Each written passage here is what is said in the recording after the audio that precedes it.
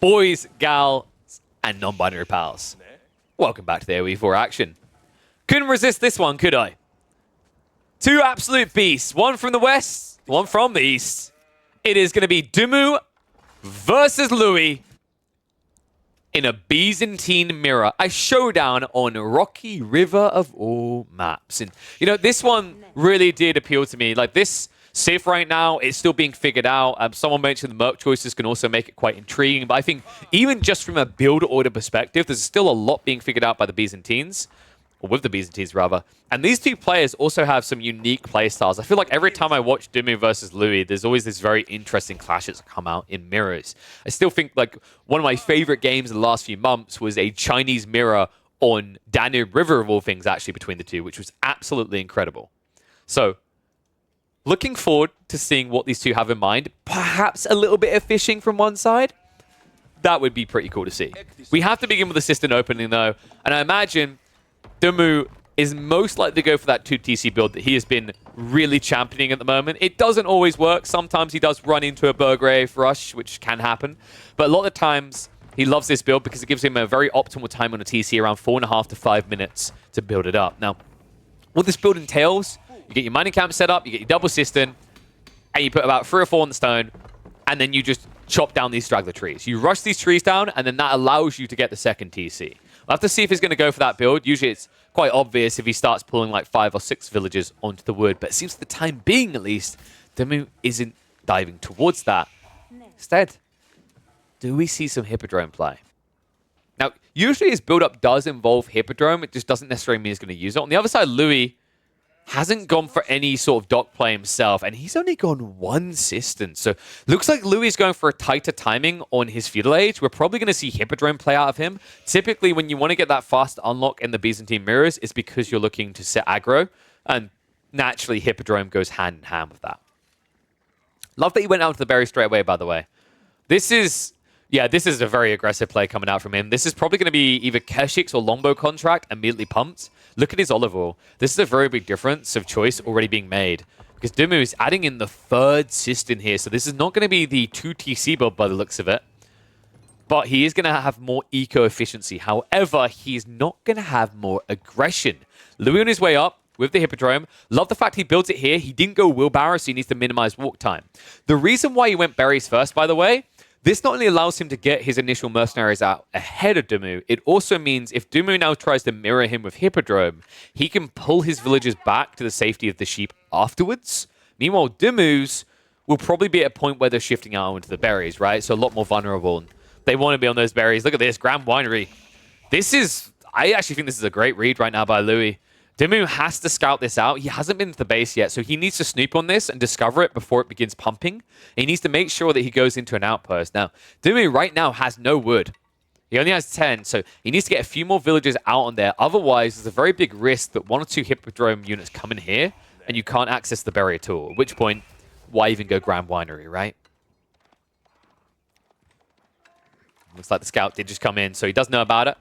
I believe Dumu actually got about 2/3 of the sheep on this map, by the way, if I'm not mistaken on that count. Yeah, he's still got 11 remaining. Meanwhile, Louis only has... Okay, there we go. He's still not returned the second batch. Makes a lot more sense. So pretty good having those 12. And yes, Dumu did go for 8 on the tech up, which he needed to catch up. The unfortunate reality of what happens here from this cistern choice, though, you have to remember that cistern, it buffs the gathering rate. It does not buff the build speed. So if you have to use more villages to build than gather, you're kind of losing out, right? There's an inefficiency to that. But it's strictly a forced reaction here, right? Especially when you know that your opponent is going like this into the Hippodrome. Louis, now with the tech up, should be looking to get a little bit of wood and immediately pumps that horseman. In fact, I wonder... I think this is Longbow. Yeah, the more I'm thinking about it, because if you go Keshik's, Limitane just defend, right? And then like you're trying to pose the aggression, but you just don't have unit comp. The idea of going Longbow here is really strong, just because it gives you this park. And also, if you look at the spawner resources, you have this wonderful lark and this gap actually where the TC doesn't meet the wood line, where if Louis gets here with Longbows, he just walks from point A and curves to point B. And that denies practically all the resources in Dumu's base. Have to see. People asking, would it be jabs forced by Dimu? Probably, but if he does jabs, you still have horsemen, right? I think you kind of have to go this way, because like I said, if you go Keshiks, it's going to be Limitane. And the other issue is your opponent can easily wall these off, so forcing him to wall it off, but still having Lombos that might reach targets tends to fare better. We'll have to see, though. I find usually when it comes to Mercenary contracts, this matchup becomes a little bit of who blinks first. So what we might see out of Louis is that he hoards all the olive oil until his opponent does something, and then he reacts, right? Because otherwise, you're pumping Longbow blind. But my theory is based on the logical way this flows out, right? We're now seeing the racks added in by Dimu, which means Lombos now have higher value, even against Limitana that reduce damage. And you need those Lombos to protect your bracks, protect your horsemen, rather. The alternative is that we could see archery range coming out of Louis. He does have 7 villagers on the wood line with that 25% increased gathering speed, which would be enough to sustain archer production. Instead, Merkhaus is coming in. I wonder if he's trying to hit like a very thin line here, a timing window where his opponent won't have his own mercs in, but Dimu's really not going to be that far behind. In fact, he's rushing up the Mercenary house with 4 villagers here. And the crazy part, you have to remember, he has an additional assistant, so if they both switch Dialecticus, Dimu will complete his contract first. The problem right now is if Dimu does that, he might be seen. To see. Wow, he actually, without hesitation, he does go for it. It's going to be the Silk Road. So, looks like... Oh, wow! Dude, that is such a crafty pivot coming out from Louis. To go for Silk Road yourself. Did he just cancel it? Yeah, he's waiting. Okay. Silk Road on Silk Road would have been a smart read there by him, no less though, because these jabs have decent damage, right? So even Limitane taking half damage, still 4 per hit with 6 tile range, and you can trade out with the jabs on the other side. Instead, okay, no, he did go for it. It's just it completed that quickly. So Louis is going to be going for jabs, as is Dimu.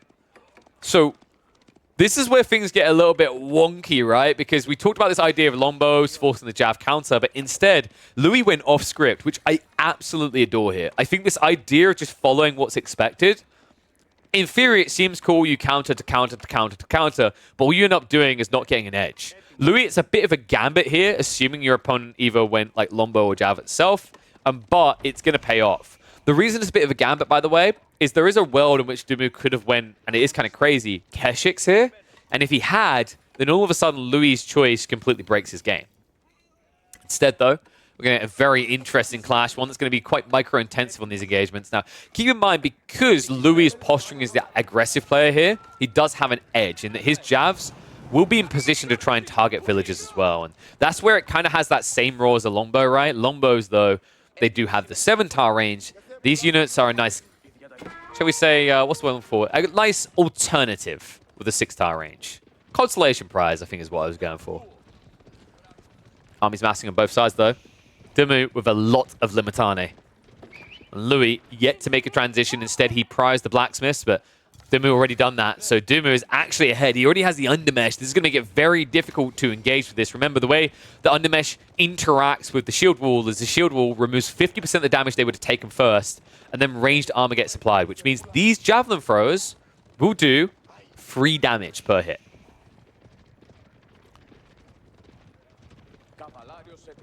So Tambien's backing away. Interesting choice, by the way.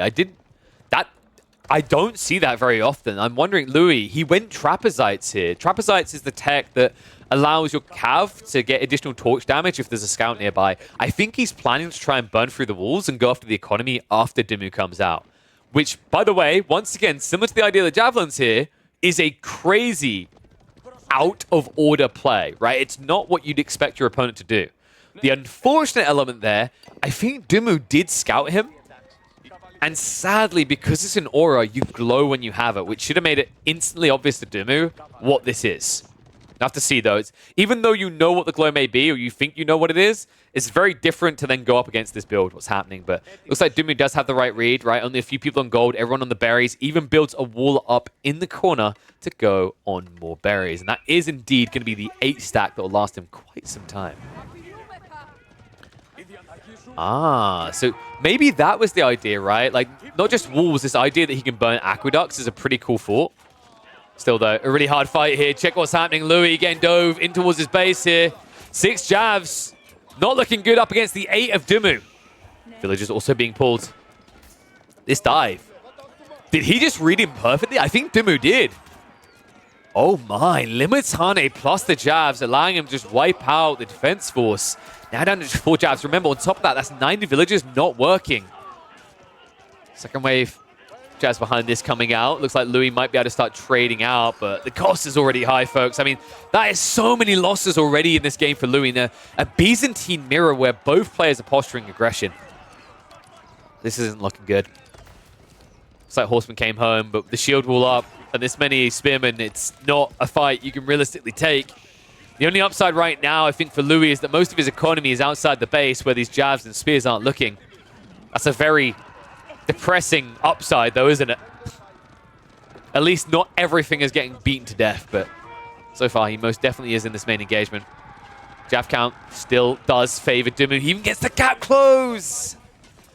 Louis losing all the jabs. But it looks like Louis is trying to tech up. But the sad part is Dumu read this as well. Look at his resources. They're going to be even Stevens. In fact, Dumu is going to beat him there because Louis was idle on the gold for so long.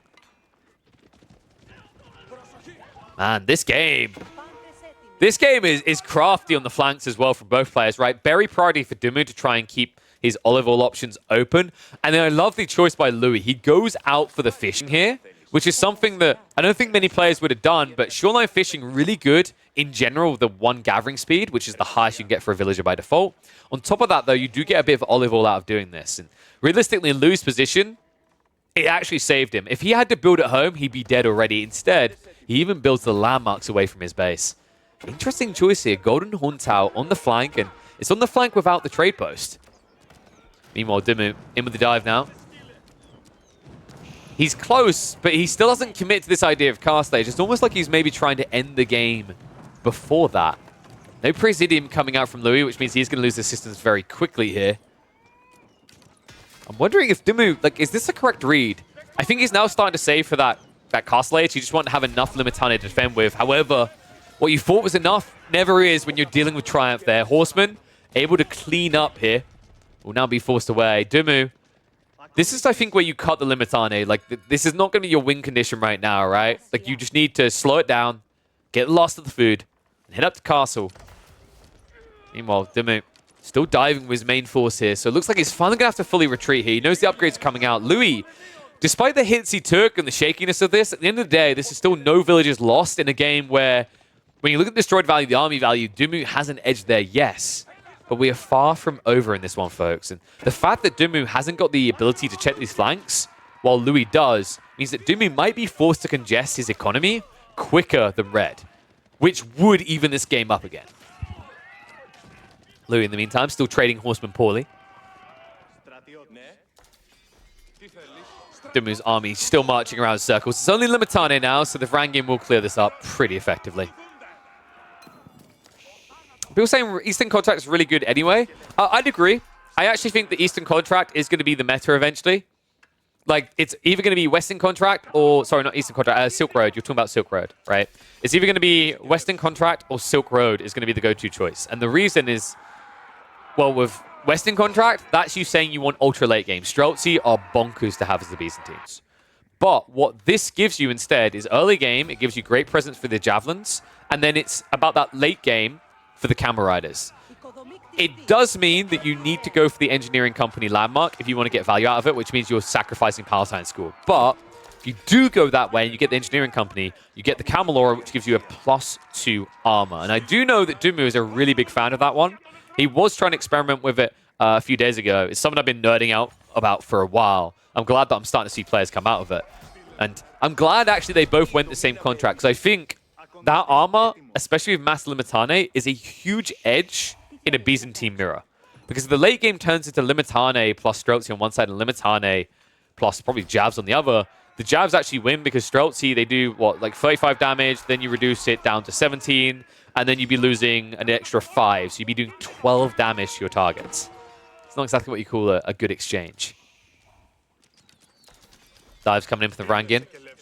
Even with the +1 armor, they just don't feel that tanky. A 15 TC will just Gatling gun him down, so Vrangin not able to achieve too much. I mean, he idled out his opponent for like 15 seconds there. You could argue that's maybe worth the exchange. He's starting to build forces. Now, the Varangian, this is a slow to counter situation from Dumu. He didn't rush into his own here, right? He's done a lot of Limitane. Hasn't dropped archery ranges to try and go in crossbows either, because you can't, right? When you do this mirrored jab play, your only option really is to play into the melee mosh pit, because otherwise you have to build crossbows up against javelins. So I think that makes, compared to other mirrors, I think that actually makes the Byzantine very interesting, as even when they go for the same contract, you see a very different permutation to what you would otherwise if this was Western contract, for example. Now strike from the west. Louis is going to move in. Looks like he will find 2 villages for his trouble, so does have the eco lead for the time being. I don't think I'm seeing any move towards the relic so far from either player. I mean, for Louis, he'd need to spend resources on a monastery, and for Dumu, although he has the Grand Winery, he doesn't have map control at all. You can see it. Just look at that mini-map. This is very uncomfortable for him in this game. Camel's going to go in for the clash. They will clear up the horsemen. Varangian numbers about even. Camels on one side, Javelin on the other. Good micro really could make the difference. Spearmen were trying to raid on the flanks, but looks like Varangian are chasing there from Louis. And he has got more troops coming in the main engagement, so could get bad for Dumu. The opening clash is great, though. Check this. He overwhelms the numbers and folds from the north. Second wave now coming in. It's going to be more jabs added by Louis, up to 12 now. Meanwhile, Dumu, I think, is he actively? No, he's just halted production, right? The difference here right now is Louis, he's been playing off of sheep into berries and then into fish, right? So his mid-game has all been about olive oil. Dumu's, on the other hand, is very limited, right? He has his oil left in the corner, and then it's deer stack. So needs to make a move towards the center. Looks like he's doing so now on the flank, but the timing could not be worse. Does he get away with this? Now, looking at the way troops are rallying for Louis, this actually just might be a waypoint pass. So Dumu, sneaking out to the berries, will go unnoticed for now. Especially important because he's starting to gain momentum in these main fights. Louis getting a little bit too split here. And also, I think the big difference you're seeing is actually the power of the Golden Horn Tower here. I mean, this is taking so bloody long to get anything out of because this is a level 1 system that he can't fully build. Meanwhile, over here, level 4 system, pumping them out every 1 minute 30 seconds. For comparison, Louis, I think he's taking about 2 minutes, 10 seconds, 20 seconds. It's a bloody long way. There you go, 2 minutes and 13 seconds. So that difference is starting to stack up. It means Dumu just has more free units coming into these engagements. Looks like Louis is going to be forced to go for that crossbow transition. Unfortunately for him, Dumu has more jabs on the way, so might be the worst possible time to do it. But understandably, if he didn't, he was going to lose this game. Right? He was starting to compound this loss. He was starting to snowball across the map. Dumu was starting to get close to just kind of this flood point. Right now, though, it's going to be a flood for the eco in the center, and it looks like Louis spots it out. Villagers rushing up the towers. 1 or 2 are going to die for this, though, so now we know where the attention's going to be. Now, Dumu does have a second pocket economy down to the south side, but this is still going to be his economy on the front side, right, of the engagement. Meanwhile, look at Louis. He gets scouted by the tower, so now if Louis backs away from this fight, he will lose a lot. Instead, though, with the crossbows coming in, he at least temporarily has a window to win these engagements. It all comes down to whether Dumu can get more javelins out, but it looks like for the time being, that's just simply not going to be the case. Only 1 remaining in the field as they get traded out. Crossbows are ineffective, though. The Berserk caught him off guard here. No freaking way. Did he just tank with the camels on purpose? Dude, that just might have been the incredible micro of Dumu. It almost looked like the camels and the Limitane were the primary tankers there, which meant when he activated the Varangian guards Berserk mode, they weren't being walloped on. So good fight coming out there. Dumu now starting to grab and hold on to some map presence here, as we are going to start seeing those mangonel towers added in. You know what still hasn't been added in? Finally, we have a level 4 system. Good God, that was a long distance. So Louis now has a faster increased production rate on this Golden Horn Tower, but definitely has been stinging, hurting from the several minutes of the poor production rate. Villagers also now being forced back home. Keep in mind also, this is a really big weakness now, because if Louis loses a fight here, Dumu's going to burn down this aqueduct, and I mean, that's going to just snowball this effect further. Ay, ay, ay. Food being gathered right next to the fight. Louis understands he can't back away, but I'm starting to feel like the writing's on the wall a bit here. I mean, he's getting a decent number of crossbows together, but still, it's every time you accidentally click on a Limitane like this instead with the start step, you're just not trading effectively. Jabs behind this also are going to get cleared up. Turns out they were a backstab effect from the Golden Horn Tower, but cut off from reinforcements might make it a bit difficult for them. So for the time being, Dumu is going to be pushed back again. I'm wondering, actually, though, does Dumu just try to go into a Siege Workshop now? Like, on the front line, a Siege Workshop and Mango would be crazy good here. Because right now, Louis' army is at risk of getting a bit too one-dimensional. It's mainly just crossbows with a few Varangian. That's the issue you have, right? Is these type of engagements, every time you win, you lose your Varangian, but you keep your crossbows. That gives more and more value to a siege transition for your opponent, but Dumu, for the time being, the closest he's going to get is a Mango Tower, so Louis does maintain presence in this game. So he is also moving out for additional food around the center, but Dumu definitely getting his yield out of this, right? His fair share, shall we say. Plenty of berries going his way, the deer stacks as well. I'd argue, actually, around this mid-map location, Dumu has got a lot more value than Louis was ever capable of. People saying they're surprised we haven't seen any docks. At this stage, it's just too slow. The build-up is way too slow. I think Dumu could do it, right? He has an insane amount of wood, but I'd rather see him take that wood and invest it in a mango like we talked about. Instead, first siege is going to come out from Louis. Goes in with the Kara Siphon. He's going to look to force the clash, but this mango makes it very difficult in the positioning for Louis. Front lines hitting into each other, but this is Varangian versus Limitane, right? That's going to be a one-sided engagement. And now the wraparound from those melee to chase on the jabs. Looking like Dumu is going to have to give over a lot of territory here. In fact, villagers also being exposed. 1 or 2 likely to go down. Tower also bludgeoned to death. Second Mango Tower behind this will slow Louis down a bit. But keep in mind the timing is pretty good coming out from Louis here, right? Like Dumu, he exhausted the closest berries, but these center patches haven't been taken still. Bloody Mango Towers. It's a very different approach, isn't it? Mango Towers on one side versus just kind of relentless force on the other. Dumu, of course, to get those Mango Towers, had to make concessions elsewhere, right? It's just been Limitane instead of constantly spamming Varangian. It's like the Kara Siphon.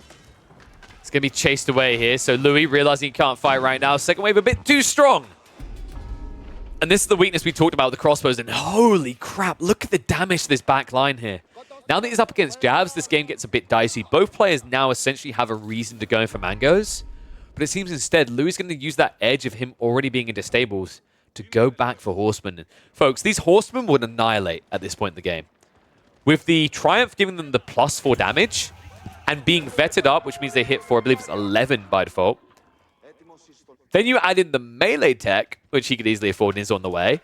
Yeah, fair to say these javelins are not going to live very long. So pretty cool read there. Louis being forced to fight ahead of time, though, as Dumu gets another little trade there, taking out additional villages.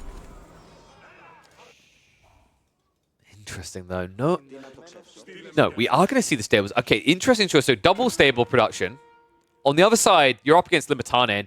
This is what makes it a really interesting choice. Is like Dumu probably wouldn't expect a horseman transition when he's showing Limitane. Like it almost seems like Louis throwing the game, but realistically, with 18 Varangian and then horseman, his comp does counter everything Dumu's doing right now. I love this in the chat, back and forth. Like, wait, I thought X had this, but now it looks like Y had it. Dude, those are the type of games I look for all the time. They're the ones that put a smile on my face.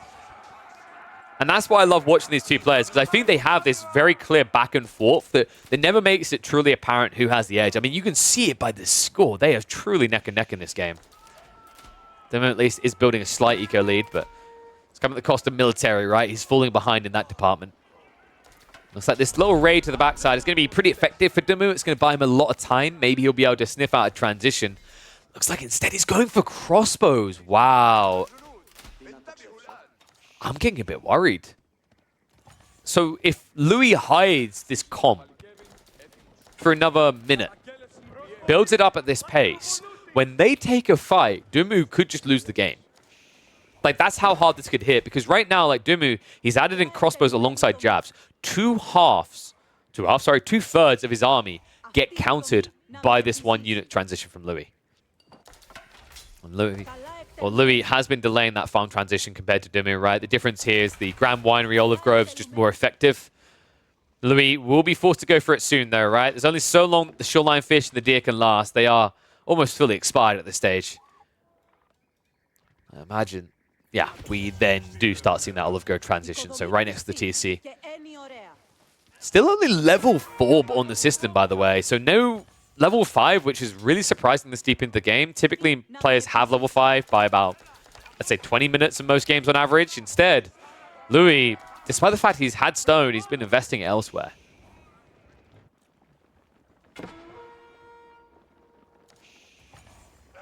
So Dimu is returning that 4th relic. So 4-1 split in the end. 2 sacred sites, well, they could be captured by Louis, but I imagine they'll be hard to hold. This center is going to be hotly contested. And also, Dimu already has got the Mango Tower in position, so it's going to hurt to enter there. Wall on the north side. Shiv's out, though. What a read from Louis to deny the relic being pulled away. Dimu not quick enough to get that wall. I don't think you ever get that wall off, folks. I mean, those villagers, they hit 7 times 8, right? Do the maths. Oh, a 90 HP unit is very difficult to do it fast enough, but great reactions there by Louis. I believe he was the one who started striking first. You'd have to stop that wall low. Dimu, unfortunately, that relic is not going to be coming home with Papa Ben yet. No, he's going to have to come out and grab it again. I wouldn't be surprised, actually, if Louis is on his way over. He has got 2, and there we go. Yeah, one of the monks is now coming in. Meanwhile, main engagement underway. Horsemen have been revealed here, but Limitane had to clash, and the Berserk form came out. Varangian wiped the front side of this fight, and Dimu, even with the camel on ease, the Horsemen should be able to clean this up, or at least buy time for the Varangian to do it. And it looks like he's done exactly that. Great fight coming out from Louis. Does lose most of the Horsemen, the second wave of camels and spears coming in. But now in the retreat, with the Varangian like this, chasing down, should be several more units lost for Dimu. Good fight. Love the timing as well. The moment he has to break away is when the Berserk ended there. Louis, now 61 military to 49, but there's no denying he's trailing here. Louis, he didn't go for a second TC. Dimu did. That is the very big difference here. It looks like Louis is still showing no signs of ever going for that second TC, content to be on 1. If he's going to be content about it, he needs to find some kills. Horsemen and camels now wrapping in with the villagers. Should be able to snipe out a few here. I don't think we ever got Expilatores. No Expilatores, which is kind of surprising. I think that would have been a nice thing to prime with the transition into Horsemen, just so that if you did win that fight big time, you could go kill villagers easily. But instead, he chooses to not spend that 80 resources that would have quickly paid for itself. Now the chase is on Louis. Pushing back against Dimu. Dimu, I think he did scout out that mangonel, so now he needs to fix this issue. And right now, Dimu doesn't have a clear fix. Trip Cairo Siphon, a heavy investment, by the way, out of Louis. But if you can kill a few Mango Towers, they actually pay for themselves. Right now, though, this dive past this Mango Tower kind of makes it bad for him, right? Like, he's actually losing a lot of health off the crossbows in exchange. Cairo Siphon's marching forward for the Mangoes, and it looks like Dimu is going to be forced to fight soon. He set up his farm so wide here. Oh, dear. So Dimu can't really afford a loss here at all. That loss in the center, that was the one freebie you get. This is a fight you can't ever afford to lose. Cairo Siphons are at least shuffling off to deal with the outpost on the side. Initial probing does favor Dimu. Mangoes are now moving in, though. He needs to try and play a little bit wide, get a wraparound opportunity with a few Varangian, maybe. Mango, Louis, finally is going to start working here. Does start to back up a bit. Dimu trying to start a step this, but in the end does get hit pretty hard. However, his front side is looking good. Louis with no Varangian to defend anymore. Crossbows and Mango is going to have to split up here. And that means it's going to be a wipe of the army. Louis overextending at the worst possible time. And Dimu now edging out a very big lead. Double military, 10 eco lead still. He's got the 4th relic finally on that way home again. Louis, the only thing that might hold him here is if he can kind of reform the lines around the Mangonel. But folks, this is going to be one Mango up against an army of 70 units.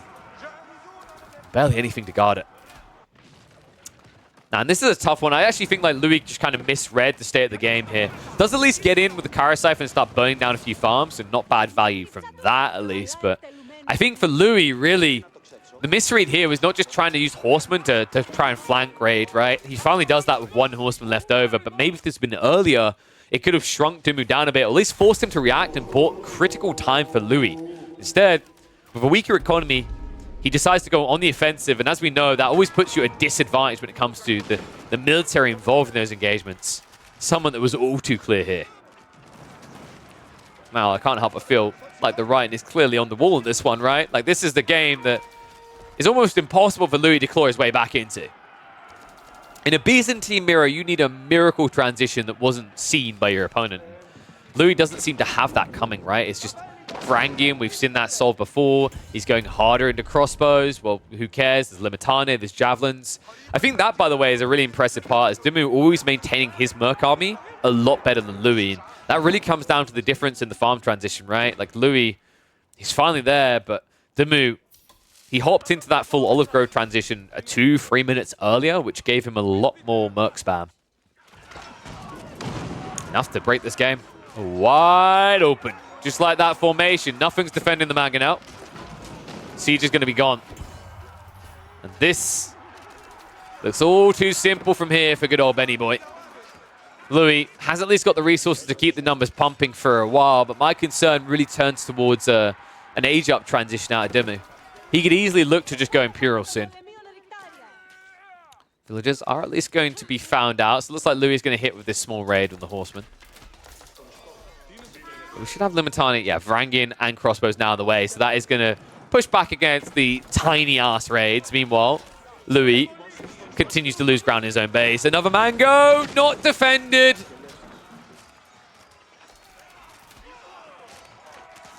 Look, at what point do you just say it's not even worth building them? I mean, these last two mangoes have really not done anything but die. I guess you could argue Louis using them as a distraction if you really wanted to half the hopium. Just feels like he doesn't have a front line is the bigger issue here, folks. I mean, he could have tried to body block that with crossbows, but then Varangian just absolutely decimate you. They just dunk you in melee like that, so... Time being, he stays alive, but I think this is now going to turn into a macro game where Dimu just goes up into that imp age.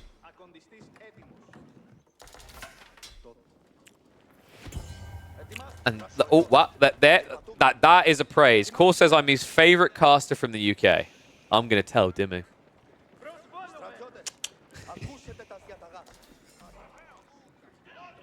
Oh. Interesting game from both players actually in the day. The choice by Louis to go into jabs, I mean, it might just be that this is the meta. Like, I felt like it was kind of an off-the-cuff type maneuver by him, but it simply just might be that it is the meta in Byzantine Mirrors to do jabs all the time. It kind of makes sense. I think the interesting part is, like, whenever you're up against a lot of other civs, like, the most standard form is Western Contracts feels really good, right? But in a mirror, the Jav choice being probably the go-to all the time kind of reminds me of Japanese mirrors, where Japanese mirrors are one of the rare situations where you see Onimusha is just the winning play, right? Like, there's not many matchups where spamming Onimusha works that well, but that's one of them. And I think this might be one of those similar ones. Dimu, having a bigger focus on economy, right, allowed him to kind of edge out there. I think Louis actually had a window in this early game, right, where he played aggro, so he played map control, and that allowed him to go out into the flanks and gather these berries and gather these fish. But Dimu just understood his timings really bloody well. Like, he didn't panic, he didn't rush out ahead of time, he didn't even rush up to Castle Age when he saw his opponent had done it. He stood around a little bit longer and bided his time, and now I'm starting to feel like this game is almost done. Foreign Engineering Company just got queued up. Dimu has got a healthy 18 villager lead. Second TC was finally added in by Louis, just in time to lose more villagers over here because the last crossbows are cleaning up. The problem is, behind this, Louis is going to be about a minute and a half away from aging up, depending on how many villagers he uses. He's also lost full map control. Oy, oy. Kind of crazy how different this map looked in that early game, huh? I think the cool thing here to see as well from Dimu is, like, Dimu right now has been doing a lot of practice around the fast TC build. And I'm wondering if Louis kind of suspected he'd do that. But Dimu, making sure he doesn't make himself too predictable here, having the right read in a Byzantine Mirror, forces the GG out with that Imperial Age. Will prove himself the king of the Byzantines right now. I think actually Dimu has been one of the most consistent Byzantiners at the top of the leaderboards right now. I think he's been putting in maybe the most hours so far. Not sure if that's going to hold true in the coming months. Maybe he'll just want to experiment more with others, but definitely quickly becoming a scary force on this particular Civ.